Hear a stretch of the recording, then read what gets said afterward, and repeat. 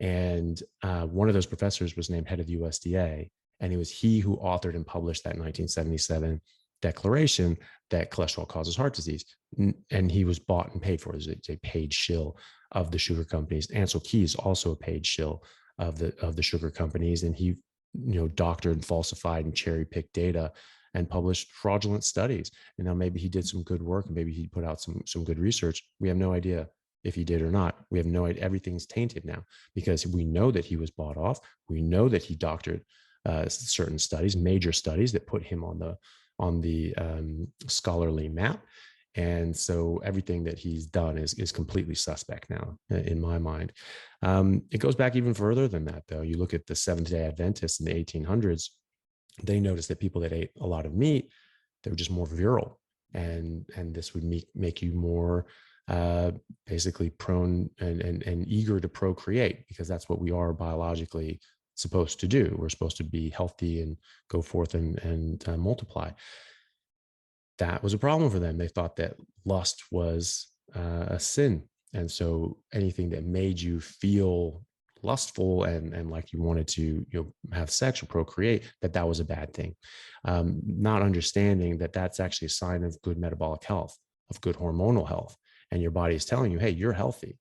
You've got the resources and health to have kids. Go have kids. And that's a fundamental biological drive. And that's a very healthy drive. If your reproductive health is waning, that's a sign that there's greater problems. And right now, the sperm counts dropped by 30%. Since the 1970s, infertility is at an all-time high in both men and women. So this is a sign of ill health, and then things are going very wrong in our health. Eating meat countered that, but to them that was a sin.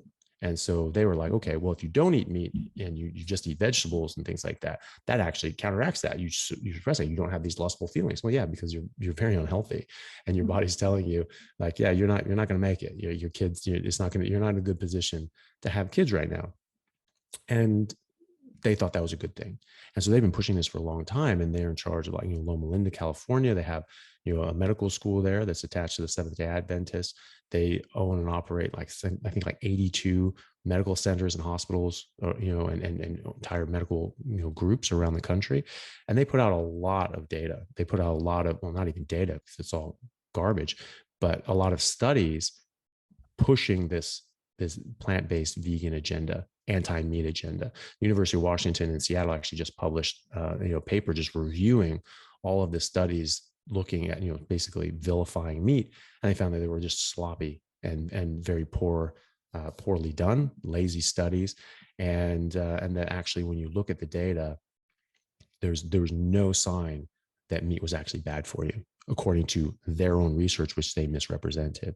And so there's a concerted effort to vilify meat, and there are certain parties involved in that. Seventh-day Adventists, they have their own religious bent that for some reason they just are really stuck behind, and and they can't. I don't know why they can't grow with the times and realize that those lustful feelings that this was all predicated on was actually a sign of health. That would be responsible of them to do that. They haven't gotten that far yet. And then different industries like the sugar companies, they're protecting their interests, and so they were putting out fraudulent studies, and that's illegal. That's not what you should be doing.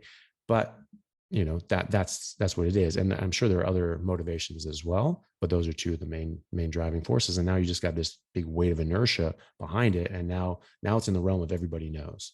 Well, everybody knows that fat's bad for you. Everybody knows that cholesterol is bad for you. And so now it's sort of perpetuating itself. But those are the origins now. So, we just have to